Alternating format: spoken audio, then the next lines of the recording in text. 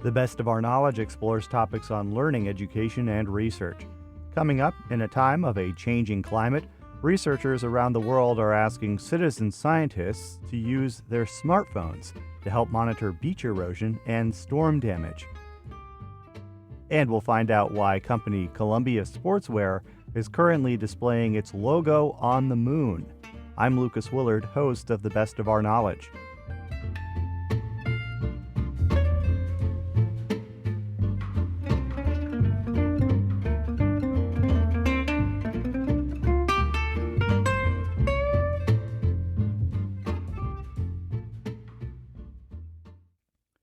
You're listening to The Best of Our Knowledge. I'm Lucas Willard. In a time of a changing climate, researchers around the world are asking citizen scientists to help them monitor beach erosion and storm damage. In America, to date, more than 31,000 reports from the Atlantic, Pacific, and Gulf coasts and the U.S. Virgin Islands have been filed through the MyCoast program and mobile app. MyCoast is part of a global research project called CoastSnap, which began in Australia in 2017. CoastSnap and MyCoast encourages anyone to upload their photos from their smartphones taken from cradles at fixed locations, currently in 22 countries. On beaches, as one example, photos from one location can show how shorelines change over time. To learn more, I spoke with Jess Coonan, a geologist and Hudson Estuary Resilience Specialist for New York Sea Grant. New York Sea Grant is a program of the State University of New York and Cornell University and is a MyCoast partner. So MyCoast is an app that you can download and then upload photos of flooding, storm damage, shoreline change up to a website, a public-facing website. And when you upload photos, your photos are linked to the closest weather station, river gauge, and tidal gauge if you're on the coast, so that it's automatically kind of adding this context to the photo and placing it on a map, so then it's easily searchable later on. And what this is doing is we're building a data set to help tell the story of how New York is being impacted by storms and floods and sea level rise. What are you observing this year that might be is this atypical for a wintertime flooding season? Yeah, we've seen a lot of flooding this winter. And so I think that the frequency that we're seeing this happening is a little, outside of what we're used to. And a lot of that has to do with these coastal storms that are coming in and bringing storm surge and heavy rains. And so we get that combination of rain and surge and high tide. And then if it's a full moon, it can just really increase coastal flooding. So MyCoast is actually seeking input from citizen scientists. You are looking for people to report photos of what they're observing on the river. Why is that useful to you? Yeah, and so it's also not just for the coast. MyCoast is a statewide tool, despite the name. And really the purpose is to capture flooding and storm damage wherever it's happening. And the reason for that is because we have some limitations with our current tools that help us determine, where we develop and where we're building. And so photos, a picture is worth 1,000 words. And so that's helping us capture these hyper-local flooding events. Maybe places are flooding that haven't flooded in the past. And our models might say it's not supposed to flood there, but it is. And so MyCoast is a way for community members, citizen scientists to raise awareness of flooding in their neighborhoods and their communities. So a component of MyCoast is what you call CoastSnap. Mm-hmm. So can you explain the difference between CoastSnap and MyCoast? Sure, yeah. So MyCoast is kind of the larger program. And within MyCoast, we have three kind of tools. So we have FloodWatch, Photo Report, Storm Reporter, and then CoastSnap. And CoastSnap functions a little differently because these are actually posts that are in three different locations. We've got one on the Hudson River, one on the Rockaways, and one on Long Island. And these are stationary posts. It's a phone cradle that are pointed at the shoreline. And so people that are walking by, they can place their cameras in the cradle and capture the shoreline at different points in the day. Maybe the tide is high or low, or maybe it's a flooding event. And we're building a data set to show how it's changing over time. And our location on the Hudson River is especially unique because, of course, we don't have beaches here, but we do have a sustainable shoreline that the Coast Snap post was looking at, so that we could monitor how it's doing, how it's holding up against sea level rise. So with the Coast Snap cradles that are posted in New York State, there's 3. I'm imagining that requires communication or some kind of public buy-in, so people are enthusiastic about using this and actually submitting their data. But as I understand it, one of the posts is having a little bit of difficulty. Yes, it's true. So we partnered with different public entities to install these posts. In the Hudson, we partnered with the Research Reserve, and we put the post on a fishing pier that's heavily used by the local community. And we were getting a lot of great photos, but there were some locals that were not as enthusiastic. And the post ended up disappearing. And so that was a learning experience for us. That, just placing one of these anywhere, you do have to get buy-in from the community in order for it to be successful. So there are Coast Snap cradles around the world, correct? This is maybe not something that you're directly working with, but this is not an effort that's limited to the Atlantic coast and the Northeast. Exactly. The Coast Snap posts are all over the world, and we know that there are a few in the U.S. We know people in Rhode Island and Massachusetts, our colleagues, that are managing their own Coast Snap stations. And the idea is that it's a low-cost method to monitor the shoreline and to get this kind of steady flow of information and engage the public while we're doing it. So let's talk about application then. Why is this data so important to municipalities, as one example? Yeah, so a lot of some of the people that are really excited about My Coast are meteorologists. We work with the National Weather Service, and they really appreciate seeing photos after storm events to see what the impacts were throughout the region. Emergency managers are also using this data to kind of see what's happening in real time.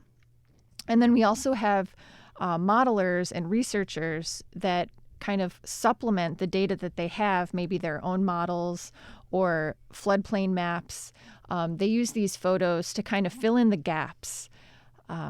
Just the other day, there was a researcher that noticed that there were some high water levels continuously, and he reached out to say, like, hey, has there been flooding in the region? Because that's what the gauges are telling us. And, maybe there was an issue with the gauge, but yeah, we were getting photos coming in. And so we were able to confirm what he was seeing kind of out in the field. And we didn't have to send anyone out because the photos were already there. I also imagine that this would be useful for cities and towns and villages that are looking to reclaim their waterfronts. That's something that we're seeing a lot of, particularly in this area, is you have industrial communities that were separated from their riverfronts. And there's a lot of planning and local conversations going on all over the country about how do we better utilize green and open space. And I'd imagine that this data is particularly helpful there. Yeah, absolutely, because, we obviously don't want to develop in areas that are prone to flooding. And so these photos can help confirm, what people are seeing in real time. They're taking this anecdotal information, and it's kind of documenting it and making it a little bit more of a credible source that people can easily refer to. And that's really the ultimate goal of this program, is to get planners thinking about, where we should build using this fuller picture that these photos are providing of flooding that's going to be happening more frequently. It's going to start happening in places where we didn't see it before, and it already is doing that. And so for yourself here in New York State, what's on deck for you and the My Coast project looking ahead to the next year? What are you hoping to get off the ground? Yeah, so we have an exciting year ahead.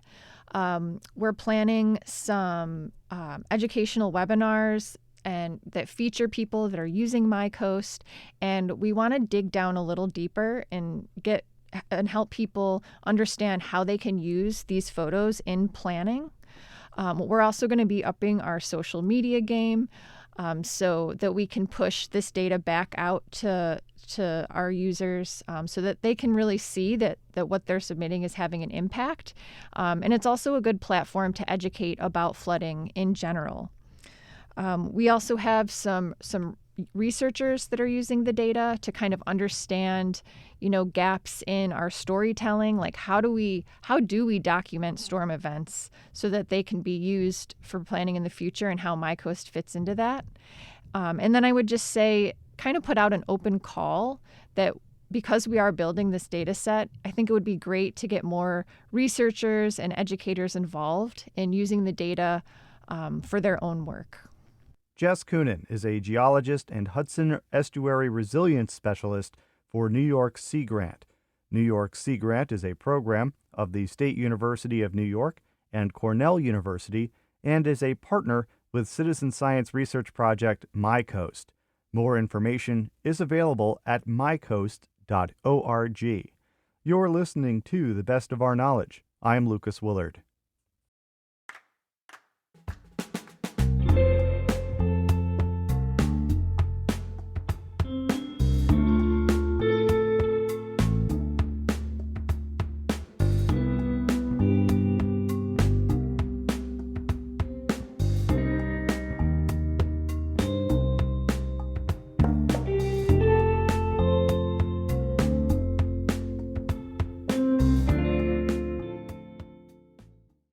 You're listening to The Best of Our Knowledge.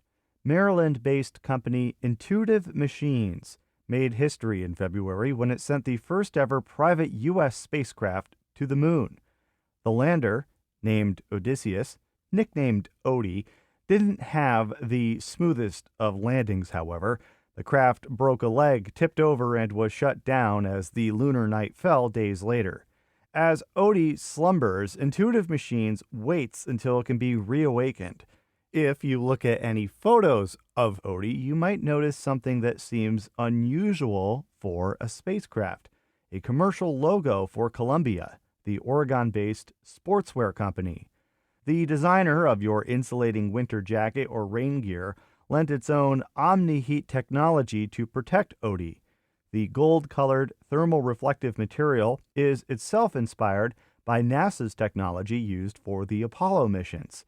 Our Jody Cowan spoke with Dr. Haskell Beckham, VP of Innovation at Columbia Sportswear, to learn more. So OmniHeat, it was originally inspired by the NASA space blankets that they're called. If you look at the spacecraft from the old Apollo missions, you see these sometimes silver, sometimes gold, reflective foil, it looks like, wrapped around portions of these spacecraft that work to reflect heat and insulate different parts of the spacecraft from the harsh temperatures in space and on the lunar surface. Those original NASA space blankets have been adopted into consumer practice. If you go to outdoor stores, they're sold now as emergency thermal blankets.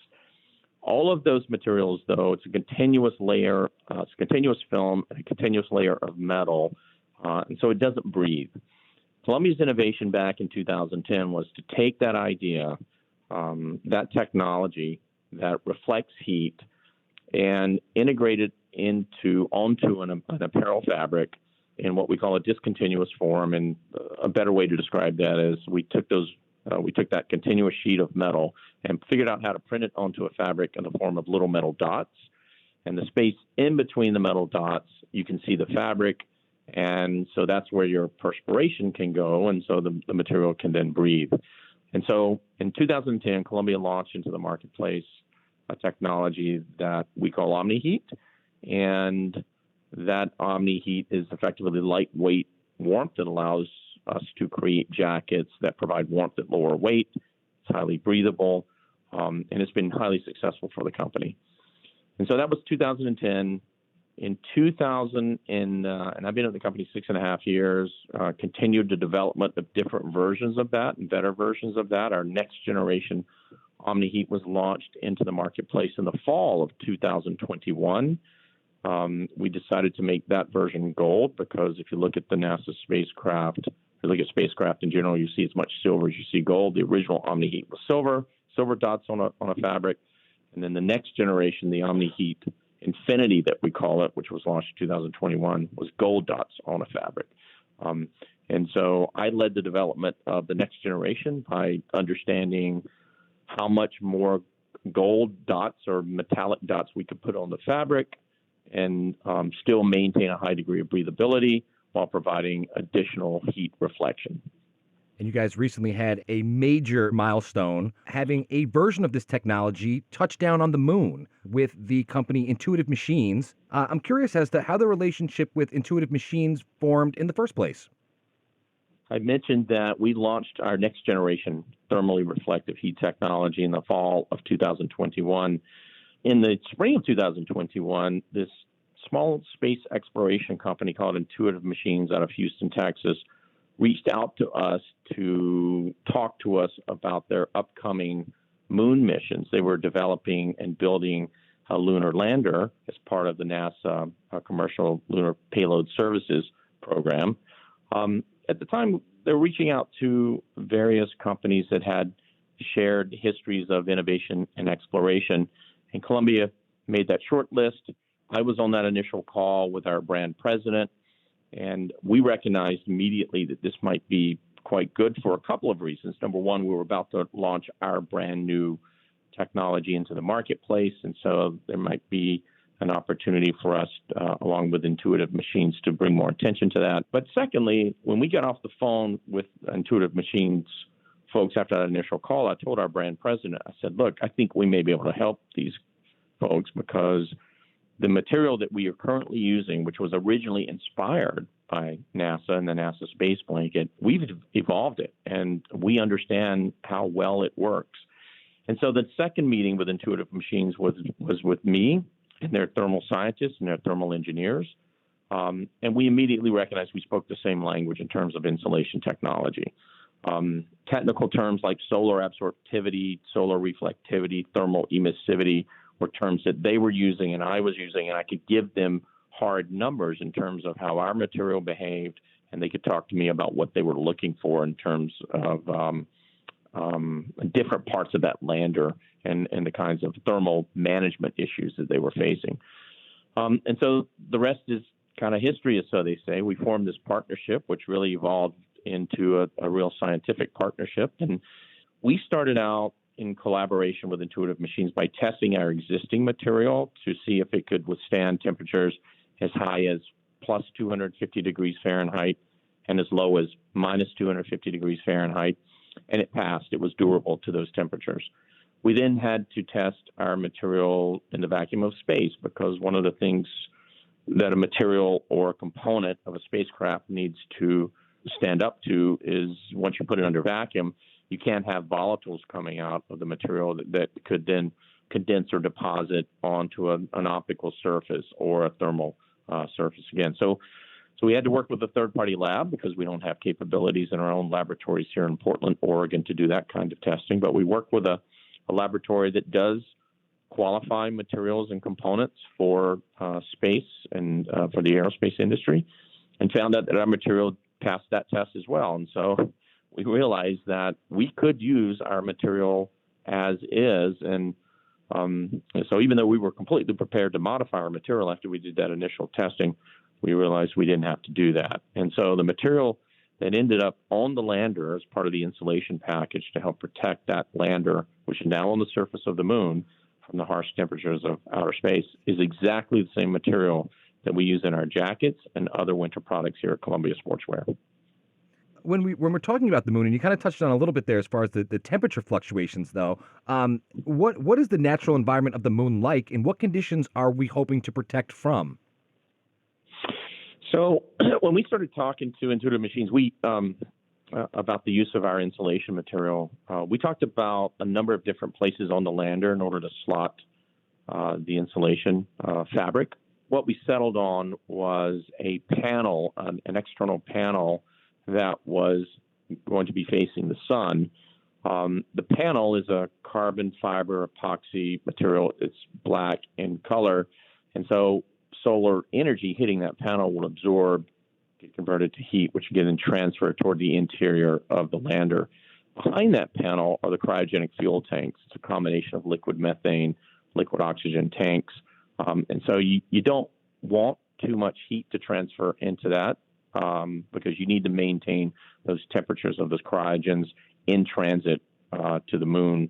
Maintaining those cryogens is critical in order to activate a soft landing on the moon, because to slow the lander down slow enough from lunar orbit so that it soft lands on the moon, it has to be a powered descent, as they call it. And so they had to fire those engines up, which required those cryogens had to maintain those low temperatures. And so temperatures range from minus 250 Fahrenheit to plus 250 Fahrenheit, when you're in the sun. It's obviously on the high end because there's no real atmosphere on the moon. And so you're really protecting from that solar energy transfer into the lander itself. But as I indicated, a large part of the protection part for our material on the lander took place during the transit and landing portion, because once it's on the surface of the moon, you don't need the cryogens in the fuel tanks anymore. The actual landing of the Nova-C lunar lander had somewhat less than ideal results, landing on its side and having kind of several complications related to flight control and other sensor issues. From your department standing, how were you guys measuring success in this mission? Space is hard, and history tells us that whenever we've tried to do really hard things and, sending equipment into space and landing equipment softly on the surface of the moon are among the most difficult things, one might argue, that we have ever tried to do. And history has shown that when we try to do difficult things like this, that the problem solving that occurs leads to technologies that benefit all manner of life here on Earth. And I would argue that the same thing has already happened here for us as well. We learned so much by working with the engineers at Intuitive Machines. When I talk to people and I tell them about how much science is involved in their clothing and footwear, they're often surprised. And we don't often get, I think, the recognition for being a truly innovative brand and company that I think we deserve. And so part of this mission as well was to be able to tell that story, and certainly working with a space exploration company like Intuitive Machines has given us opportunities to tell that story. Is your job done as it relates to this mission? Are there continued plans to work with Intuitive Machines in relation to IM 1, 2, or 3, or future missions?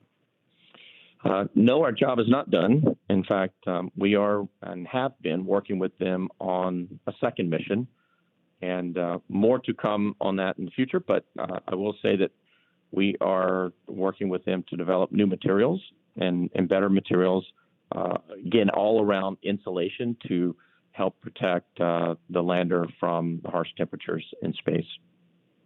Other than spacecraft, are there other applications or planned applications for OmniHeat technology in space? Are we going to make a move or look to make a move to, space suits or other infrastructure kinds of things?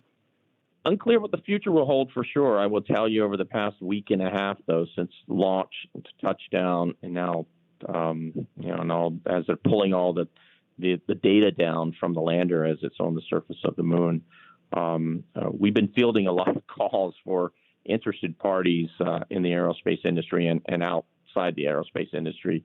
One of the things that I thought was fascinating is in working with this company was that the materials that they were using were legacy materials that were developed back in the day for different kinds of missions, right? There's definitely an opportunity in that space for new materials that have different property envelopes. I think, in fact, I know the Intuitive Machines engineers were pleasantly surprised at the performance of our materials that we had developed over the years. And so we look forward to looking for opportunities moving forward. Not unclear what the future will hold, though. You guys are in a kind of unique position of having, one of very few, if not the only, commercial brand on the moon, even though maybe it's a little sideways at the moment here. What does that mean for the company and for your initiatives going forward? Well, it's certainly an exciting moment for the brand. We are proud, we're honored, humbled to be part of this mission. The Intuitive Machines collaborators and colleagues have just been fantastic to work with. It is humbling, to be honest with you, and it's kind of a surreal experience for sure. And I think people are excited about it. We're excited about it, and we notice that others have been excited for us as well. So it's been an incredible experience for sure.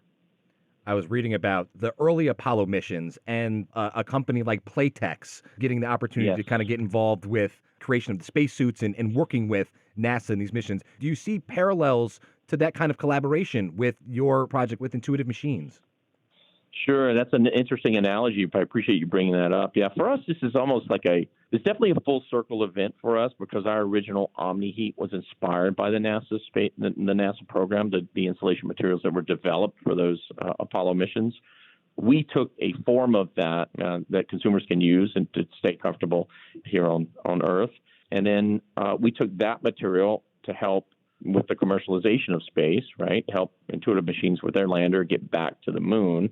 And in the process, learned from them and the aerospace industry, took some information and brought it back to create even better products for our consumers here on Earth. And so it's almost like a ping pong effect going on here that has been really satisfying, I think, for the company.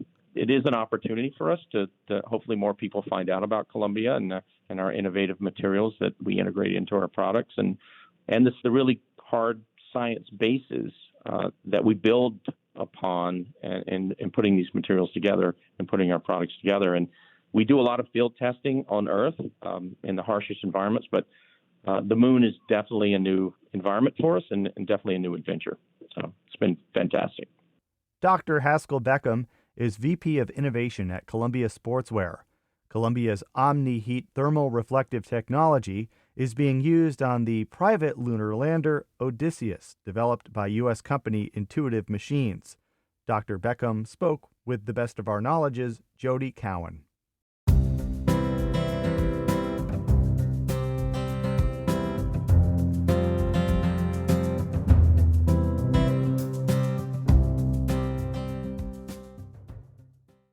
If you'd like to tell the best of our knowledge what you think, send us an email at knowledge@wamc.org.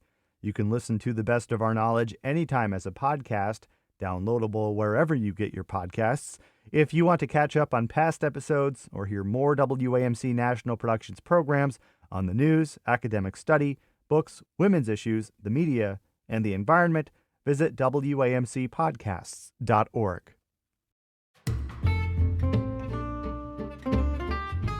This has been The Best of Our Knowledge, episode 1746. The Best of Our Knowledge is a national production of WAMC Northeast Public Radio. Thanks to associate producer Jody Cowan. The latest on all National Productions programs is available via the Airwaves newsletter and our flagship station's website, WAMC.org. Until next time, I'm Lucas Willard.